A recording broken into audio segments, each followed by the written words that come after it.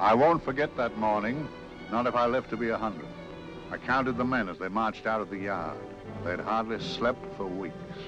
We of the CID had slept even less, but the nightmare that kept us awake was all the same nightmare.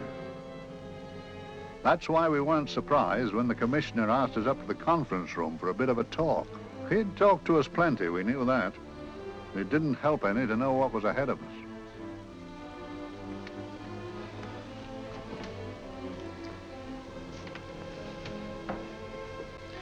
Must we have that window open, Gregson? Oh, shut it if you want to. Chief will be in enough of a temper without having a ruddy blast down the back of his neck.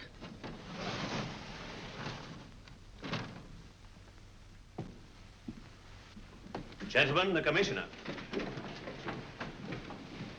Stuffy in here.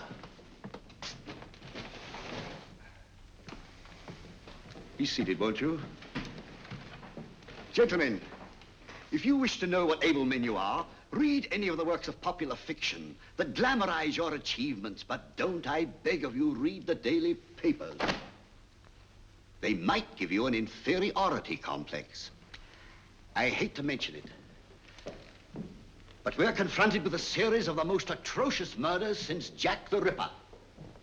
And in the meantime, the CID might as well be playing at shove-hate-me for all the good we've accomplished. Now look. Here, here, and here. Each of these red flags scattered through the city stands for a woman brutally murdered, a woman's terror, a woman's death agony. These are no ordinary crimes. These are the works of a fiend who kills first and mutilates afterwards. A ghoul who hacks off a part of his victim body and carries it away with him, a loathsome souvenir of his butchery. 3 women murdered so far, and you haven't turned in one clue. You haven't given me one lead. Here you sit and wait for news of a 4th victim, with your arms folded.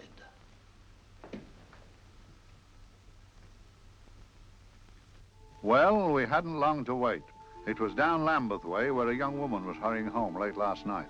She saw something and stopped. It was a constable. He spoke to her and he walked along with her, just in case. He saw her go down the stairway to the basement lodging where she lived. We can only surmise what happened after that.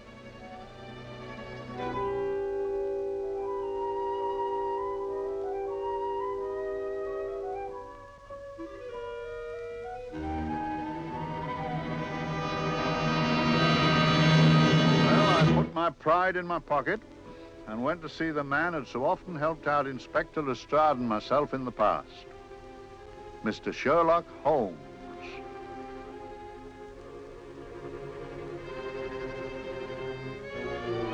If ever a man needed help, I did.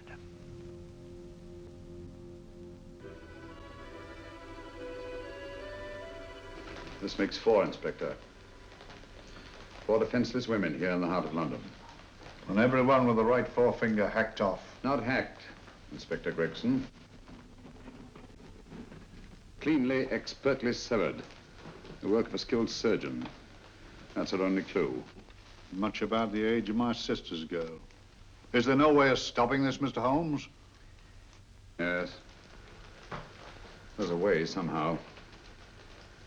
The fiend that did this. I promise.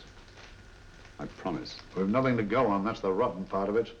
We can't get far without knowing the motive. Well, at least we know what the motives were not. It wasn't robbery, nor passion, thanks be, nor yet vengeance. Because they all came of totally unrelated families. Steady, Inspector, steady. Sorry, Mr. Holmes. I don't turn a hair when it's a bloke that can look after himself. A little slip of a thing like that. Yes, it's horrible. Come on, let's get a drink.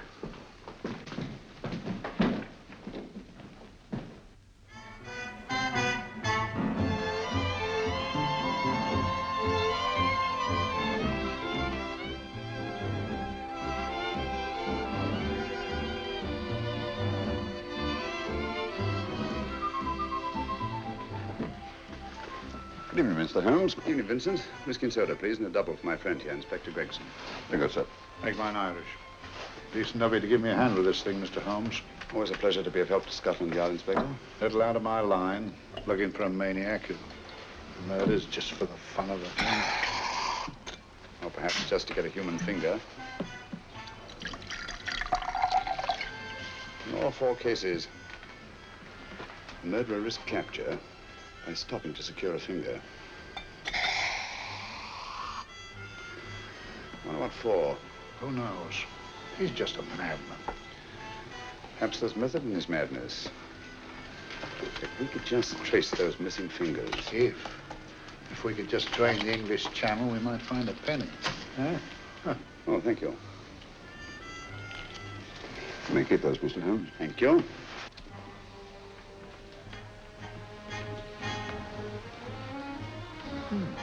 Sir George Fenwick, isn't it? Yes. Is that his daughter with him? Don't be so naive, Inspector. You know everyone, don't you, darling? Well, hardly. A week ago, I didn't know you. A week. How fast it's gone.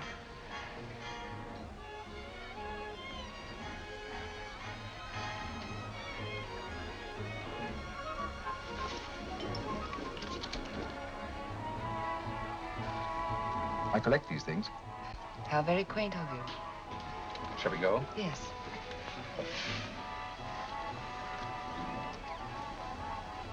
What are you looking at, Mr. Holmes?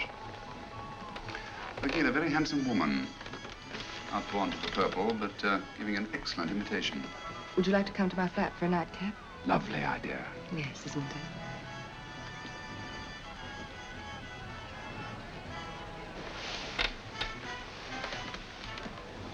Wonder where she's taking Sir George Fenwick. Don't be so naive, Mr. Holmes.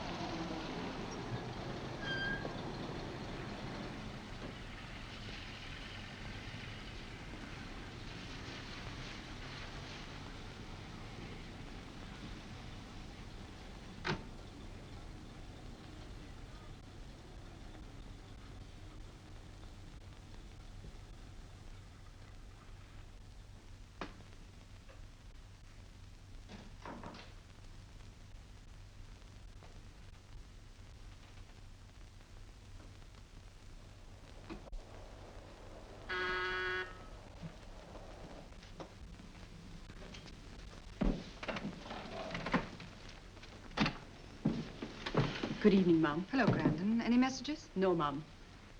Thank you. Drinks, Grandon. One of your nice surprises. Yes, Mum. I say, you don't mean that, Grandon's a marvel, aren't you, Grandon? Yes, Mum. You wouldn't believe the things she can do. Ah, charming place. Delightful. Really? Do you think so? I'm so glad. Do sit down. Do you mind? Do I mind? What a question. I don't mind anything, really. Except not being with you. Now, you really don't want me to believe that, do you? Not too seriously. Good. We're both quite grown up, aren't we? Quite.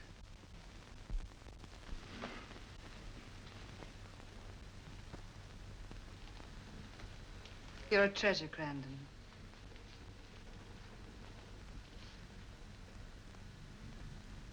And lower the lights a little as you leave.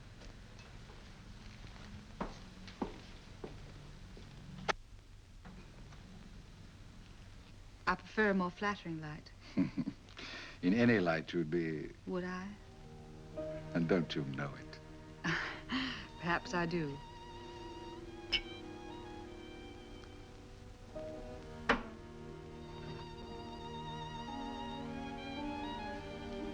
Oh, that priceless woman.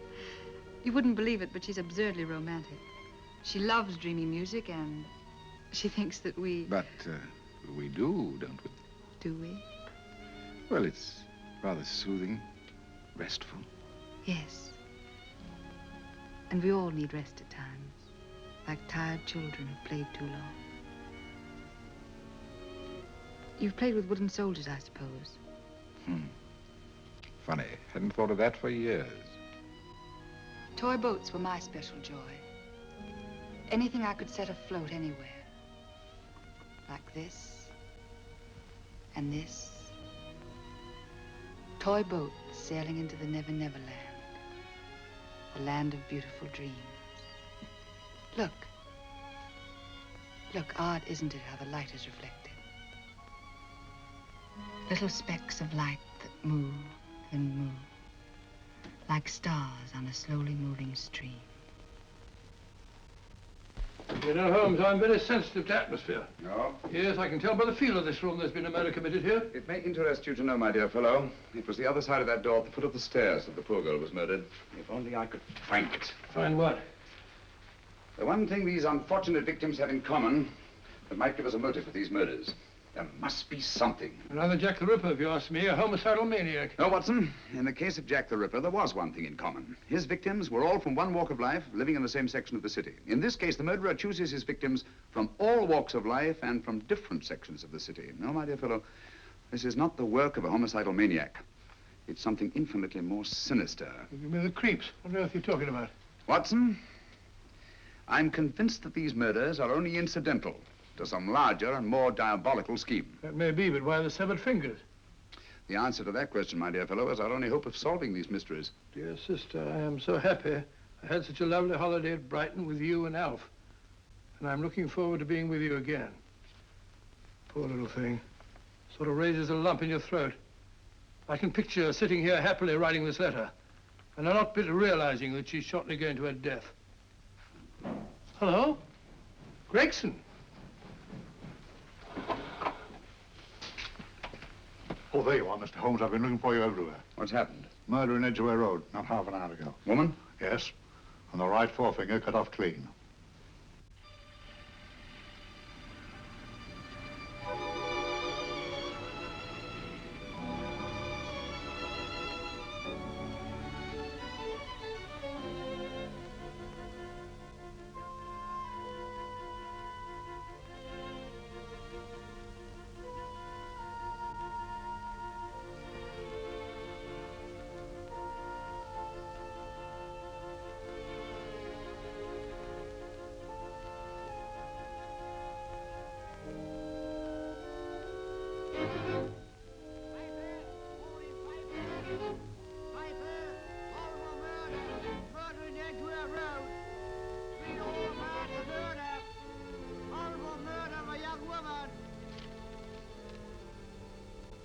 Piper!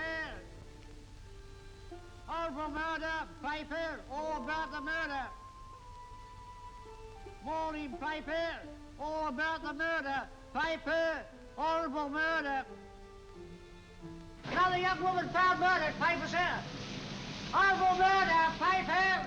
Piper! Read all about it! Get your Piper! Murder in Edgware Road! Horrible finger murder. Shocking murder. Murder in Edgware Road. Horrible murder of a young woman. Read all about the murder.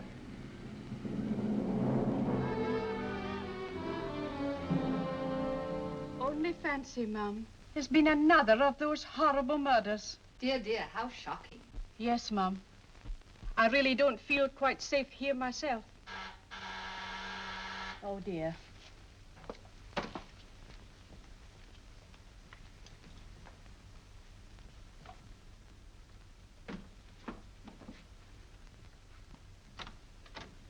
Why, Sir George! I must see Miss Marlowe at once. I don't know if she... I must see her. Where is she?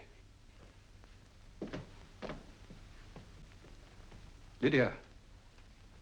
Why, Sir George, what is it? What happened? I don't know. You'll have to help me. You've got to help me. But I don't understand. Listen, I woke up a few minutes ago in a cheap boarding house off Edgware Road. I don't know how I came there. I don't know when. The last thing I remember is being here with you. Calm yourself, Sir George. When did I leave here? Well, it was about, It was 10:45, Mum. Precisely. You seemed, forgive me, just a little distressed. Detached, not interested. I thought I'd said something to offend you. I don't remember.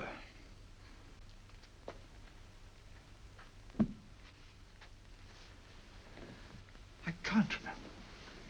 Tell me, has this happened to you before? Before? Well, there is such a thing as amnesia, you know. If it was 10:45 when I left you, it was 9 this morning when I woke. Over 10 hours lost. 10 hours that I can't account for. And in my pocket when I woke, I found... Here, in my pocket. That isn't... Oh, it's not for you, of course. It can't be. Excuse me, Mum, but there's a man asking to see the gentleman. Send him away. Yes, Mum. No, please. I'll see him.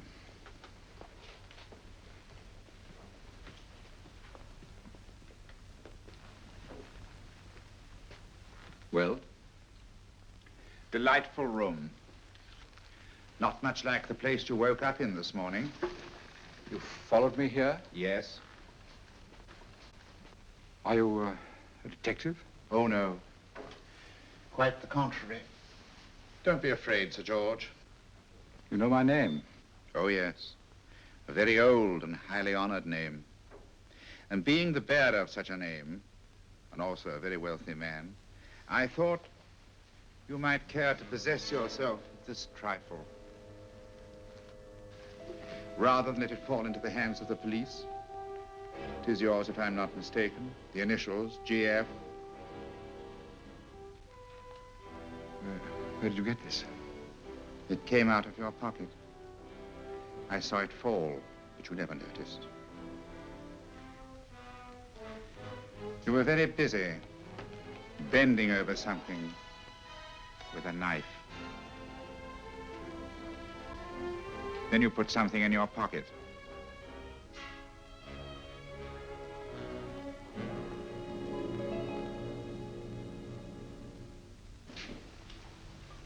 Come along, Holmes, come along, come along. How many more times must I tell you? You're missing a treat. This is delicious. Little jam tarts to follow. Aren't you tempted? You and your fresh pots. They tell me that fish is good for the brains. Brains haven't any. You realize that a whole day and a night have gone by since that bestial affair in Edgware Road? I'm as much in the dark as ever.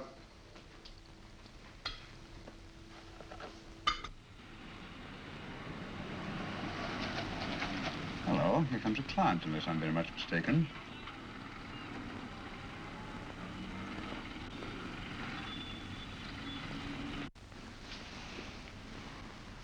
Well, attractive. Very attractive.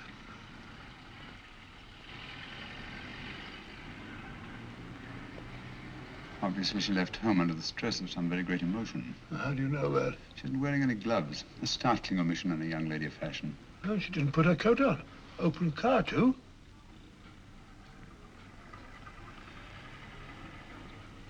Furthermore, there's something in that bag she wants to show me. What makes you say that? Bag doesn't match her dress, indicating it was picked for size rather than style, to accommodate some bulky object. You amaze me, Holmes. What do you mention, my dear fellow?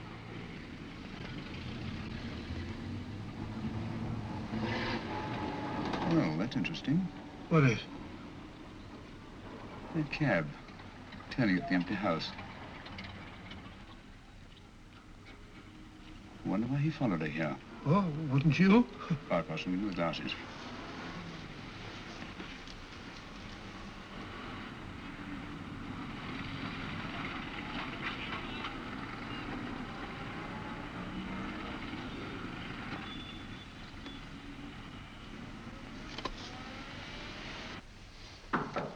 Well, we shall soon know. Yes, Mrs. Hudson? It's a young lady, sir. Most urgent. Ask her to come in. Go right in, miss. Mr. Holmes? Yes, this is my friend, Dr. Watson. How do you do? How do you do? Mr. Holmes, you must excuse me, please. Yes, well, won't you sit down? Come along. May I? It's quite all right. Thank you.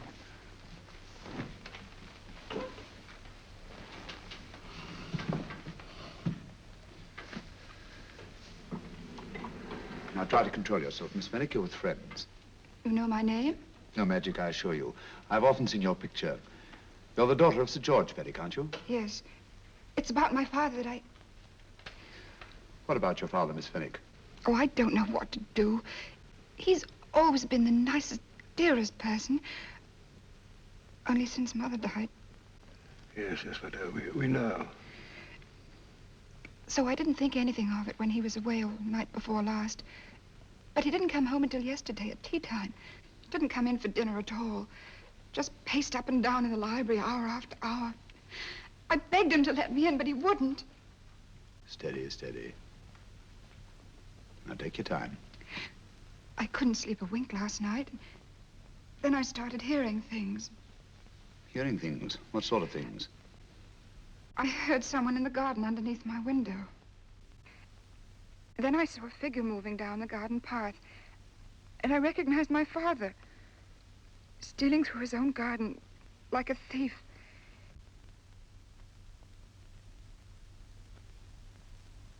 He had a spade in his hand, and he stopped by the greenhouse where he started to dig. This morning, at daybreak, I stole out into the garden and found this.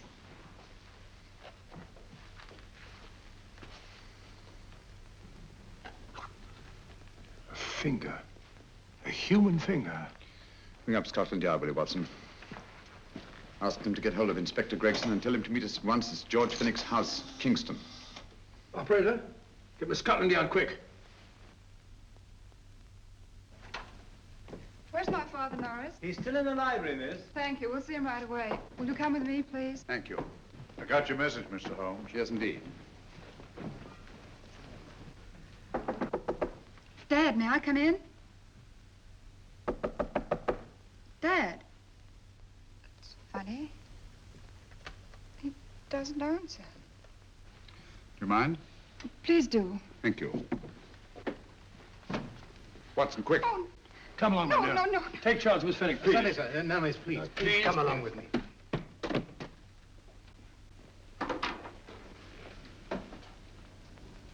Dead? Yes. What do you make of it, Doctor? Shot in the back, between the second and third ribs. The bullet undoubtedly penetrated the heart. Look at the powder marks on his coat. I was afraid of this. What do you mean? Don't you remember the man in the cab who followed Miss Fenwick to Baker Street? Well, you don't think he had anything to do with it, do I you? think it's reasonable to assume that he tipped off someone that I'd been sent for. Sir George has obviously been murdered to keep him from telling me what he knew. What was the weapon used? Small caliber revolver, point blank range by the look of the wound. The murderer came in through those French windows. The mud from the garden he brought in his boots. Sir George must have surprised the intruder. Passed the room to him here. What follows, we can't tell. But from the location of the wound, I'd say that he turned his back for a moment, and as he turned, the muzzle of the revolver was placed between his ribs and one muffled shot fired. And you mean to say he kept on going, even after he was shot? There's no doubt about it. Look there. The trail of blood leads us back to the desk. Something Sir George was after. Something. I know. He was trying to summon help, poor chap. I don't think so, Watson. There's the bell pulled by the fireplace. No, you'll notice from the trail of blood that Sir George made straight for this desk here. I wonder, there was something he was desperately anxious to get. Hello. His right hand's clenched. That's perfectly natural. Death agony. But the left hand lies open. Why only one hand clenched in the death agony? The right hand, the hand nearest the desk. Please note that. If Sir George took something off this desk, something so important that he spilled his last drop of blood to get it, I want to know what it is.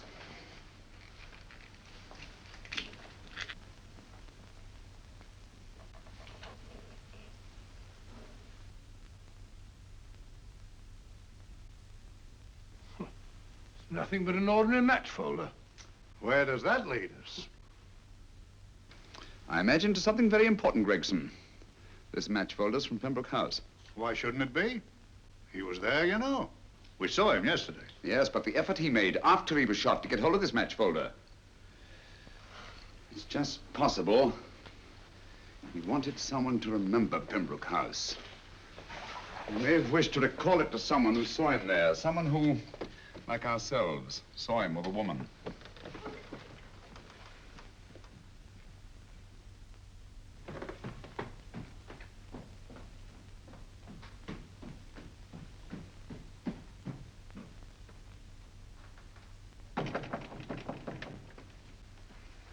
Come in. Oh, Dr. Watson, this came by hand for Mr. Holmes not 10 minutes ago. Thank you, Mrs. Hudson. That would be the report from Mr. George's bank. Report from Sir George. Oh, really? Don't you remember his daughter told us that he'd just closed his account? Had it looked into at once.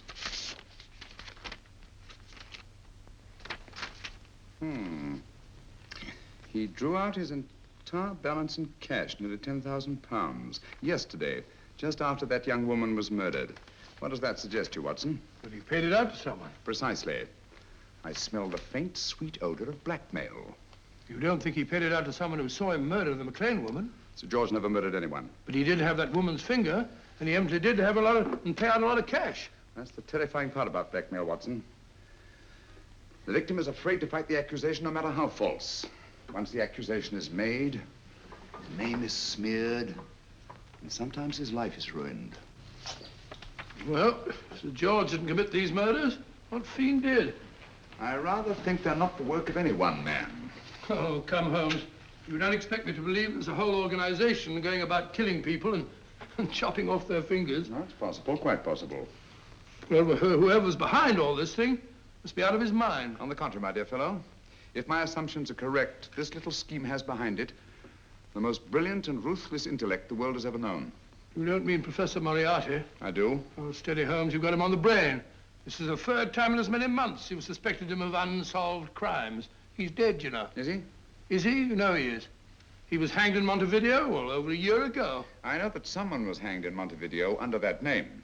But I'll stake my reputation that Moriarty is alive and here, now in London.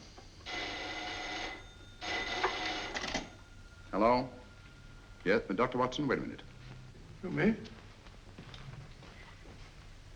Oh, yes? This is Dr. Watson speaking. No, I'm afraid I've retired. I don't practice anymore. What? Oh, that's a different thing. An emergency case. Well, just a minute. Yes? Yes, well, see she's not moved. Remember that? Don't touch her till I get there. Fractured case in McCardle's Mews. Heavy woman. 14 stone. Look at it. Dust. 14 stone. Just the sort of person who would hoist herself up on a stool to feed the canary. There ought to be a law against fat people keeping little dicky birds. Well, so long, old man. I shan't be very long. Haven't used that bag since I brought little Amelia. What's her name in the world?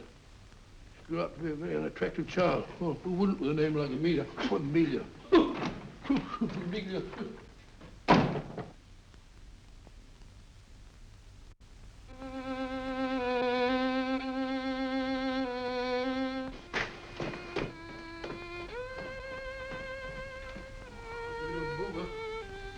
People so stupid about accidents.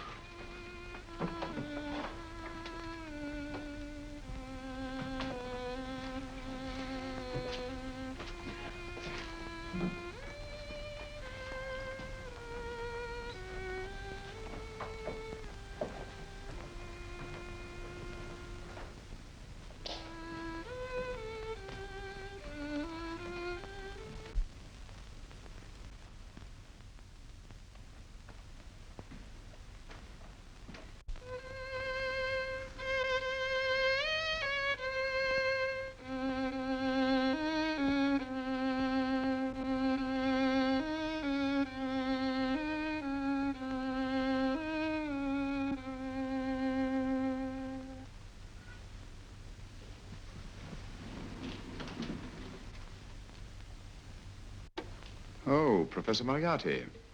Not that I wish to appear inquisitive, but to what am I indebted for the pleasure of this visit? Scotland Yard will be interested. It's very convenient for me to have Scotland Yard think that I'm still dead in Montevideo. I never dreamed of fooling you. Thank you. The thought occurs to me, Mr. Holmes, that there are some advantages in living within the law. You're very comfortably fixed here, aren't you? As I get on in life, the little comforts appeal to me more and more. Oh, I beg your pardon. Won't you sit down? Thank you.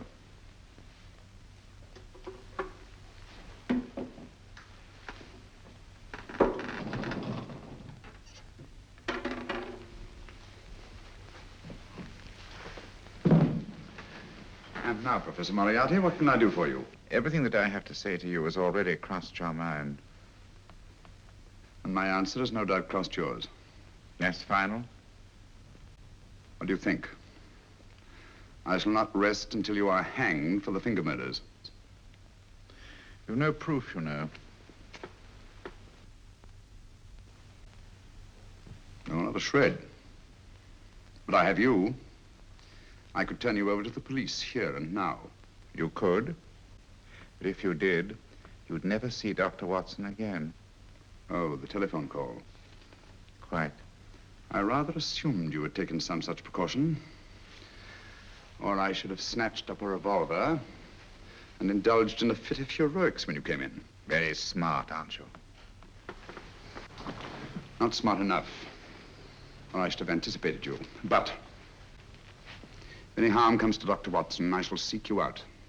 I shall not rest until I find you, and when I do... No harm will come to Dr. Watson this time. But I can't answer for the future.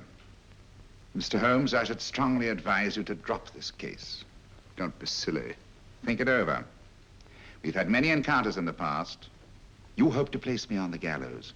I tell you, I shall never stand up on the gallows. But if you are instrumental in any way in bringing about my destruction, you will not be alive to enjoy your satisfaction. And we shall walk together through the gates of eternity, hand in hand. What a charming picture that would make. Yes, wouldn't it? You know, I really think it might be worth it.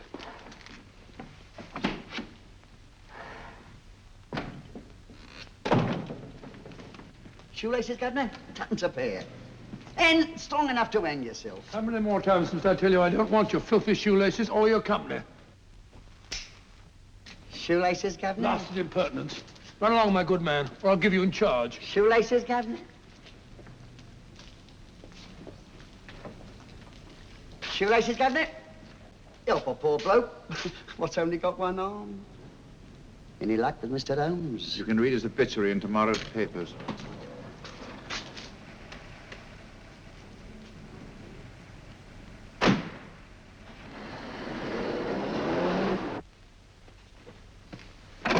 Oh, there you are, Watson. Come in.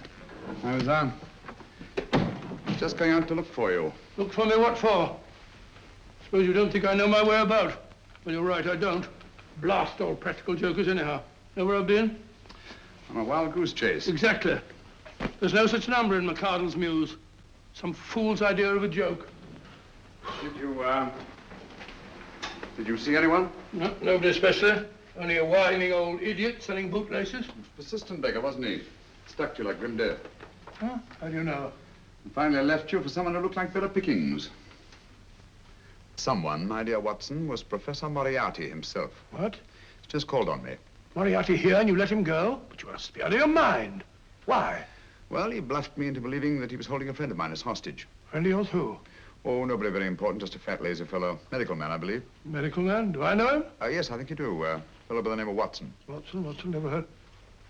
Who, me? I'm afraid so, old fellow. Your street hawker's job was to do away with you in a certain contingency. And you let Moriarty go?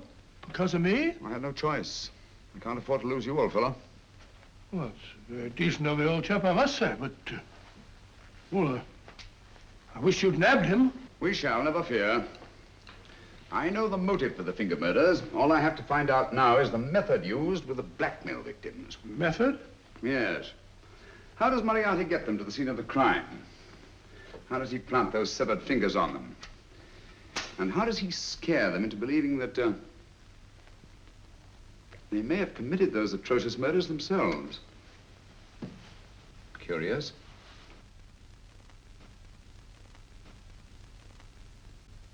Very curious. Huh? Curious? What's curious? That window in the empty house across the street. First floor front. Huh? What's wrong with it? It's open. Why shouldn't it be open? Well, it wasn't open half an hour ago. I'll stake my life on that. Oh, that's not our business. Let it stay open. I wonder if you'd go over, old fellow, and see what's the matter. Oh, trespassing.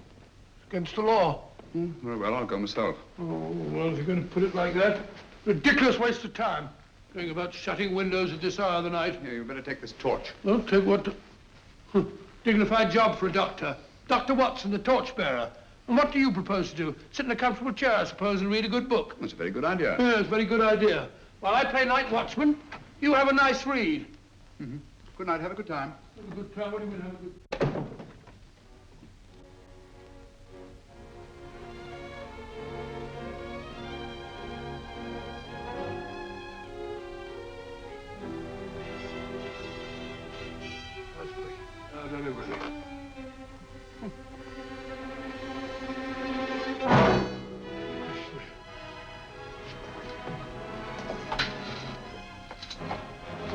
For? Oh, umbrella stand. Pretty little thing to keep about the house. Must have been a pet.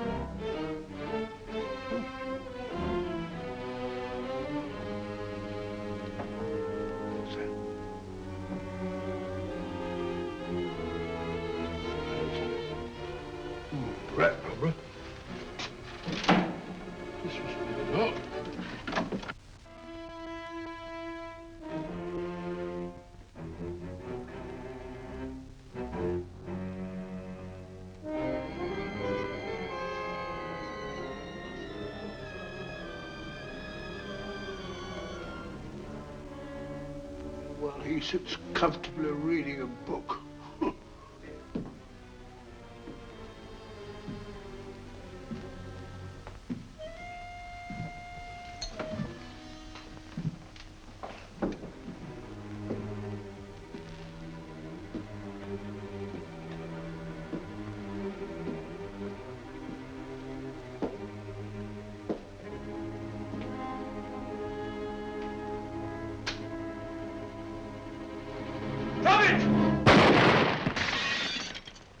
He killed Holmes! He killed Sherlock! Watson. You? But I saw him shoot you a second ago. Not me, my dear fellow. Merely the bust of Julius Caesar.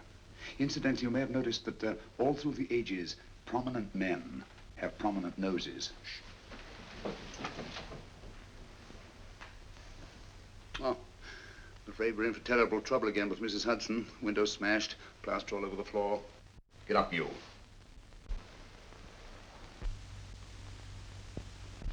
Corporal Williams, Middlesex Regiment. Discharged from the army as physically unfit. Papers seem in order.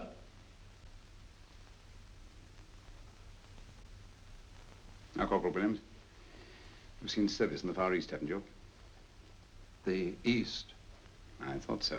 Look at his complexion, Watson. Yellow as saffron. He's been taking atabrine. Cure for malaria. Sniper, aren't you? Sniper. Hmm. Why did you try to kill me? I had to kill him. I had to. Oh, snap out of it. Stop it, Watson. He's shamming. No, he isn't.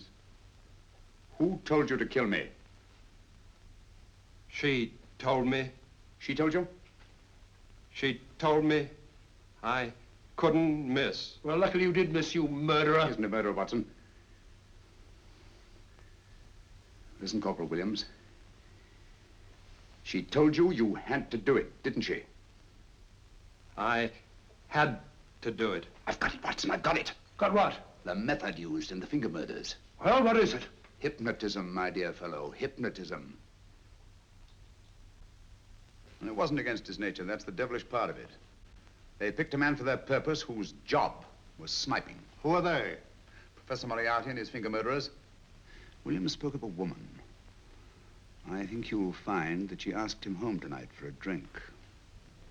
Nice quiet rooms, soft lights, music. You've got it all pat, Mr. Holmes. What's the lady look like? Oh, up 30, nice figure, blonde, lustrous eyes. Oh, really? Got a phone number? Oh, so? Williams will give us her address. Look after him, Gregson. Don't let anyone come near him. He's our key witness in the finger murders. Well, I hope you're guessing right, Mr. Holmes. Get up, Williams. Now, go with Inspector Gregson anywhere he tells you. Come on. Yeah. Ring me as soon as he comes to himself, will you? I will. Good night, gentlemen. Good night. Well, if you believe that fellow Williams was hypnotized, I suppose you think Sir George Fenwick was hypnotized too. Yes, I'm quite sure of it. Have a cup of tea? Thanks, old boy. Nothing to eat. Well, why didn't these people make Sir George do the murder himself? Because they didn't want to get him hanged. They wanted to blackmail him. Well, who do you think the actual murderer is? One of Moriarty's gang. A diabolically simple technique.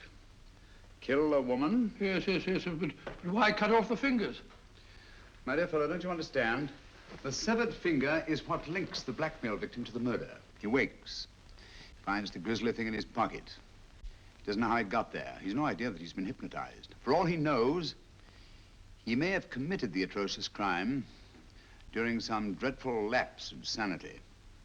In that state, when he's utterly demoralized, the blackmailers take over. Is that it? Undoubtedly. You see, they swear that they saw him commit the murder. And being human, the victim will pay anything rather than stand trial on a charge that will make his very name loathsome. Oh, it all fits in if you believe in hypnotism. Yeah. The only possible explanation. You think the hypnotist is that woman with the blonde hair and the lustrous eyes, the woman you invented? I didn't invent her. I saw her. What on earth are you talking about? That woman, my dear Watson, was with Sir George when he left Pembroke House. I saw her there. I shall see her again, and Williams will lead me to her. That's why it's so important to keep him safe. He will identify her.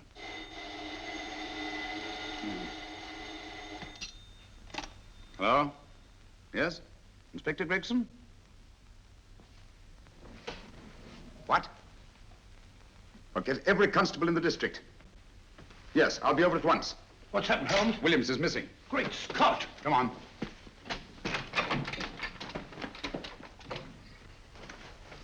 Lorry crashed into Gregson's car. During the confusion, Williams disappeared. Escaped, eh? No, kidnapped. To keep him from talking when he came to. You don't think that Moriarty... With Moriarty? Anything is possible.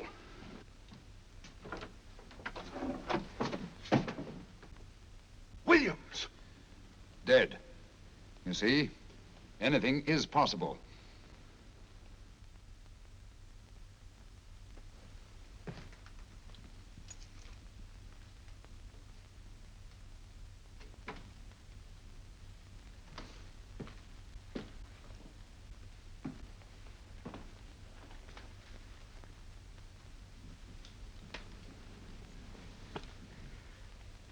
Oh, good morning, Professor Moriarty.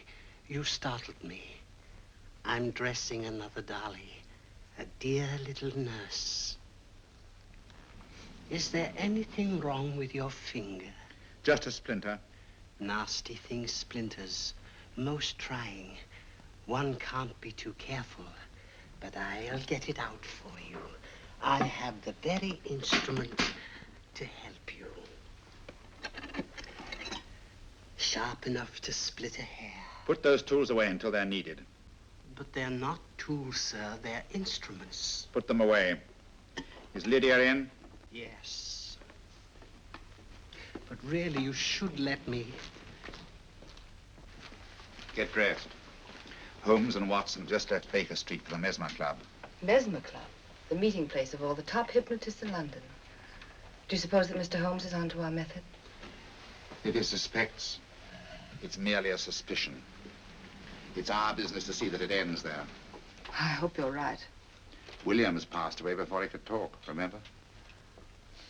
What do you want me to do? Go to the Mesmer Club, meet Holmes, and induce him to come back here. Isn't that a bit dangerous? Every meeting with Sherlock Holmes is potentially dangerous. However, you say he didn't see your face at Pembroke House. And how would you suggest I get Mr. Holmes to accompany me here? Kidnap him? Oh, no. Holmes has one weakness, his insatiable curiosity. If you can arouse that, you can lead him anywhere. It's up to you to take advantage of any opportunity that may arise. This way, please, gentlemen. I'll tell Dr. Onslow that you're here. Thank you. So this is the Mesmer Club. If you ask me, hypnotism is a lot of mumbo-jumbo. Oh, come now, Watson. As a medical man, you must admit that hypnotism has its place in modern science. That may be, but 90% of hypnotists are crooks of the worst kind. Nothing more than a lot of charlatans exploiting weak-willed morons. Ah, Dr. Onslow, I believe. Happy to meet you, Mr. Holmes. Your brother Mycroft suggested I might be of help to you. He's a valued member of our little group of charlatans and crooks. Oh, beg your pardon, sir. I didn't know you were listening. Behind the curtain. My friend, Dr. Watson. Oh, delighted. How do you do? I wonder now. You see, we're in the midst of a little experimental session at this very moment. If you'd care to join us. Oh, certainly, certainly. That'd be very instructive. Oh, well, will you follow me? Thank you. Why should I know somewhere behind the blasted curtain? In treating his patients. But today, the therapeutic value of hypnotism, as we now call it, is conceded by innumerable physicians. Especially is it of value in surgical cases where the administration of local or of general anesthetic is inadvisable. Inadvisable poppycock. Oh, sorry. For the sake of latecomers, I may say that I have placed this subject under profound hypnosis. In this condition, he can feel no pain, even under applications which normally would be excruciating. Excruciating? You excuse me, please. Carter, you are having a peaceful sleep. You feel nothing. Your arms and your hands are without sensation. Mowbray, the long needle.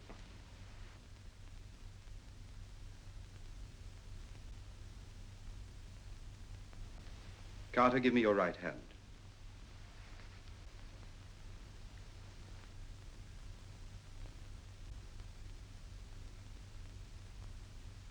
As you observe, the needle has been thrust completely through the subject's hand.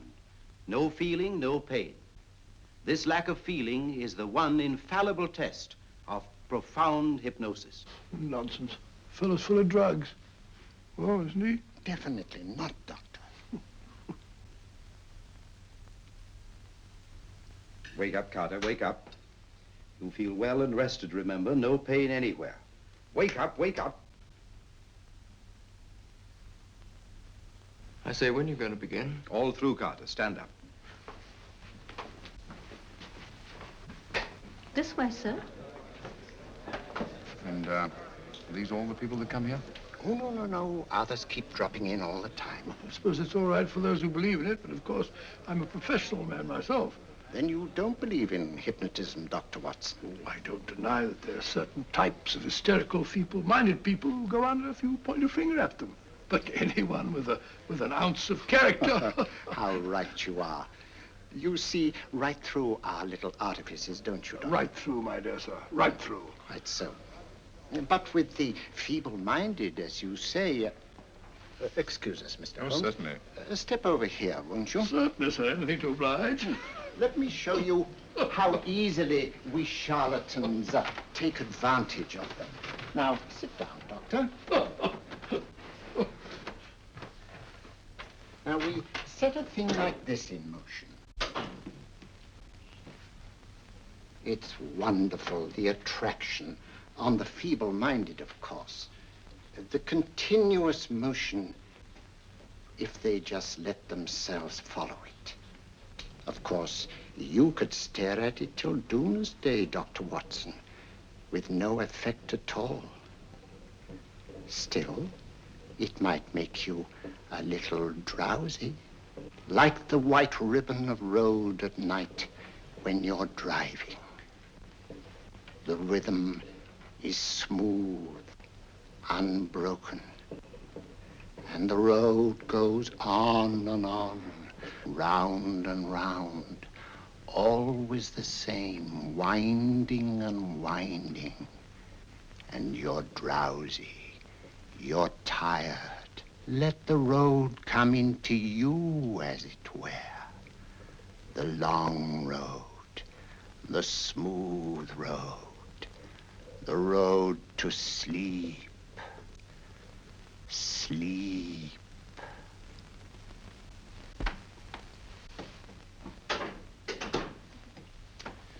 Open your eyes. Stand up.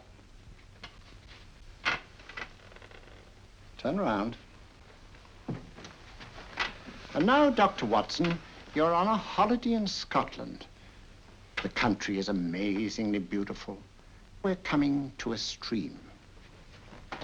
It isn't deep. Better take your shoes and socks off.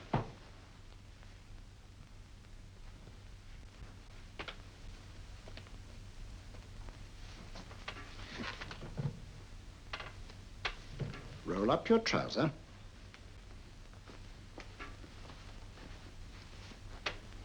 That will do. The other leg is waterproof. Turn around. Mind the pedals.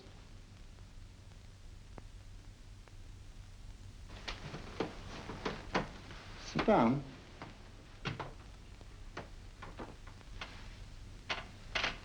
Wake up now.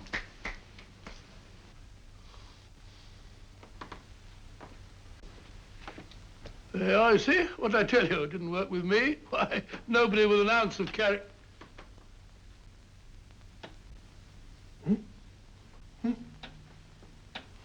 I think you'll need these.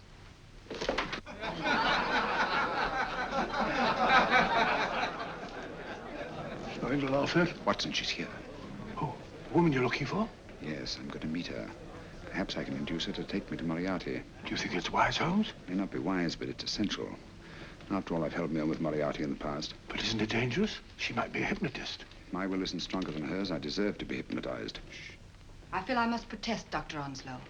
I was told this was a gathering of serious students of a great science, and I find myself in a company of buffoons. Oh, my dear madam. Elliots and Esdale Braid. Were those men martyrs for the truth, that you may laugh over your childish, cruel tricks? I must say I'm in complete agreement with you, madam. This was most unnecessary performance, Dr. Onslow. Beg your pardon, sir. My name is Holmes, Sherlock Holmes. At your service, madam. Thank you, Mr. Holmes. I'm afraid I've created a rather embarrassing situation. But you see, I'm interested in the serious study of hypnotism. So am I, too. Perhaps we have something in common, Mr. Holmes. Perhaps we have. Would you join me for a cocktail at Pembroke House? I should be delighted. Good.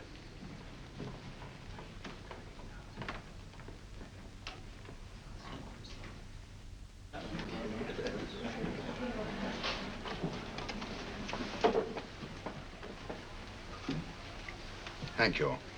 I didn't know there was such a pleasant place in London. It was so nice of you to suggest our coming here. I thought a little pick-me-up would do us good. You mean you thought I looked...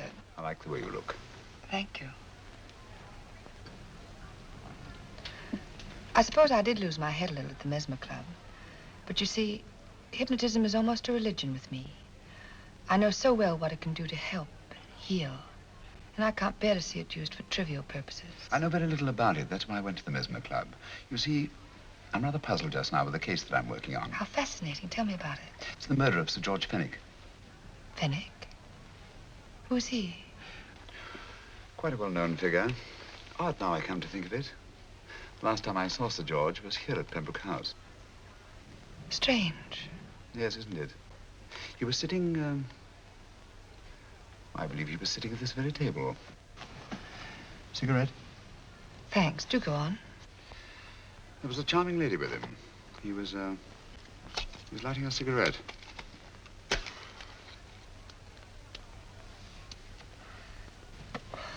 Charming. Did you see her face? No worse luck. Merely her back. How unenterprising of you. Yes, wasn't it? Afraid I'm getting a little older. I shouldn't say so. That's nice of you. Still, the first time in my life, I've got hold of a case that's beyond me. I'm actually losing sleep over it. You know, Mr. Holmes, I believe I could help you. Really? I should be very grateful. You're amused. Oh, merely skeptical. How would you go about it? I've used hypnotism more than once in healing. Not for profit. I'm not a professional. But I do think I could help you. If you'd care to... I can't think of a pleasanter experience.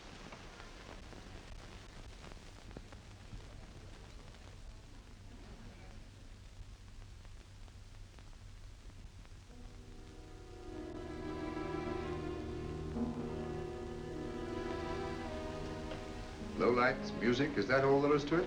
You must relax, Mr. Holmes. I'm afraid you're a rather difficult subject. So I thought perhaps a little help. Materia medica might be advisable. Drugs?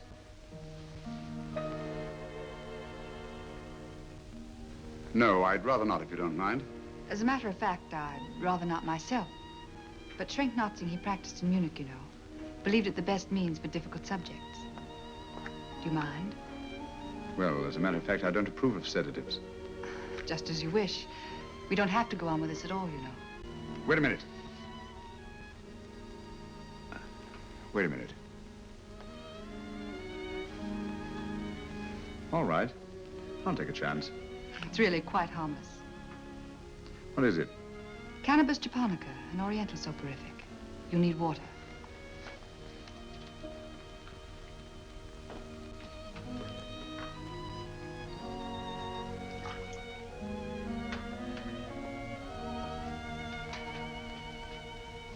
Thank you. Now sit down, Mr.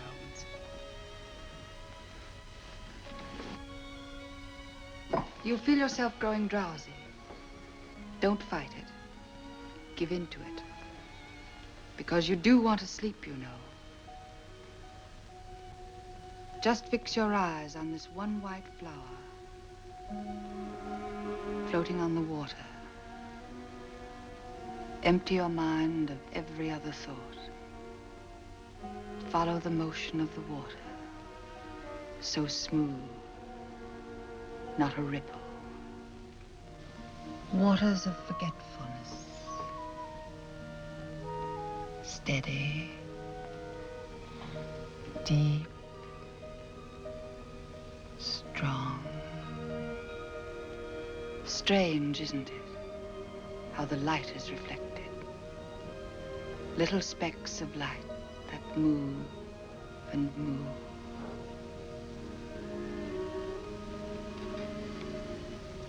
It's restful here. It's peaceful. It's friendly. And you're very close to finding what you're looking for. You'll find them soon now. The guilty ones. When you're rested, gentle waters closing over you. Steady, deep, strong. Drawing you down, down, down.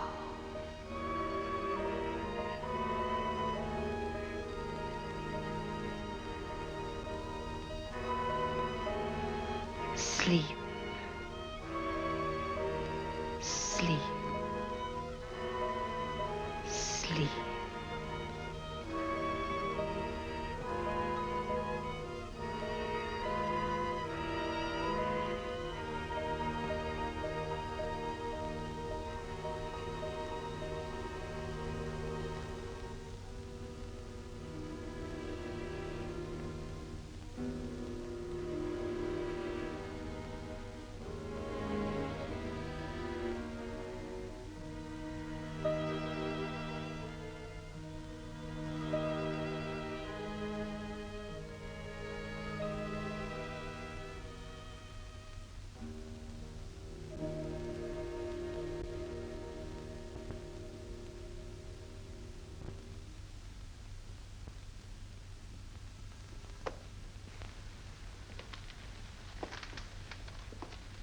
Here he is, Professor Moriarty.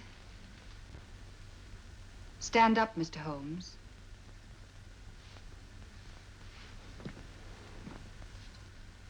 Open your eyes. Face this way. Are you satisfied? We are dealing with a clever man. He may be shamming. There's just one infallible test for profound hypnosis. You ready, Dr. Simnel?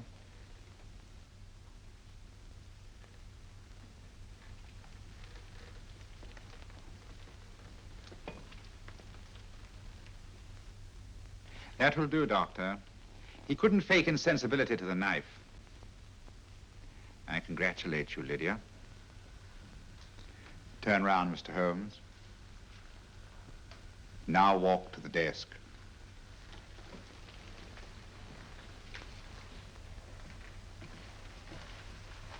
Sit down. Take that pen and write what I tell you to write.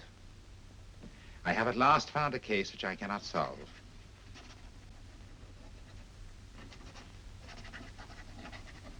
I have outlived my usefulness. Therefore, I have decided to end my life.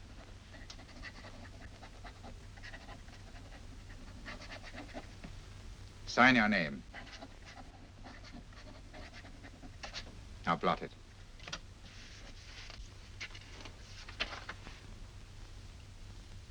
Fold it up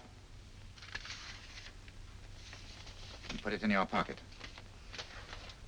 Come, Mr. Sherlock Holmes. Go out onto the terrace. But it won't look like suicide, sir. I'm sorry, but Mr. Holmes' injuries must all be self-inflicted. Let's walk a little, Mr. Holmes. It's so pleasant here in the garden.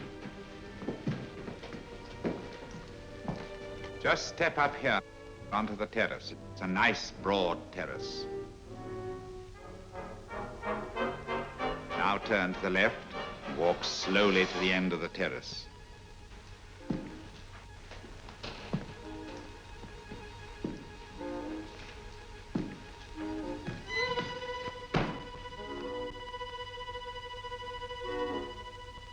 Don't stop. You must walk to the end, you know.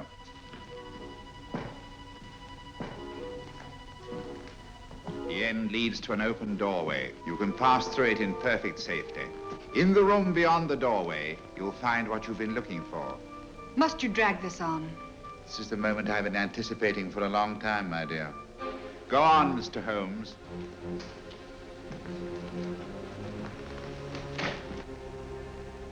Through the open doorway, you will find the man responsible for the finger murders and the death of Sir George Fenwick.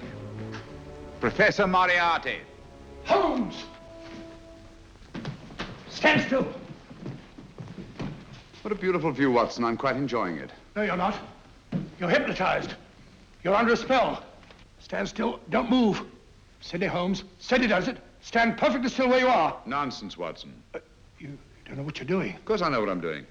You mean you're not hypnotized? Certainly not. Then get off the wall, you idiot. Oh, look out! Holmes! Dear fellow. What were you doing up there? Holding the fort until you arrived. What kept you? Well, I ran into a spot of trouble on my way to Scotland Yard. I was arrested for exceeding the speed limit. Your luck seems to hold, Mr. Holmes. Well, I'd hardly call it luck, Professor. You see, I substituted a drug of my own for the one that this dear lady pressed on me. You are clever, aren't you? A drug that, although it leaves the subject conscious, renders him quite insensitive to pain. That accounted for my lack of reaction to Dr. Simnel's knife. Well, Gregson, quite an impressive haul. Even Inspector Lestrade himself couldn't have done any better. Thanks, Mr. Holmes. Take him away. All right, put her in the van. I was right, Mr. Holmes. You are a difficult subject. Thank you. And now, Professor, our score is settled. Au revoir until I see you on the gallows. The rope has not been made that'll go around my neck. Come on.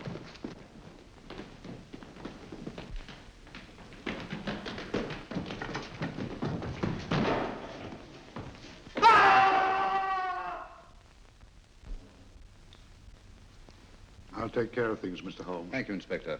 Come on. An evil man, Holmes, but what a horrible death. Better than he deserved. What are you thinking of? I'm thinking of all the women who can come and go in safety in the streets of London tonight.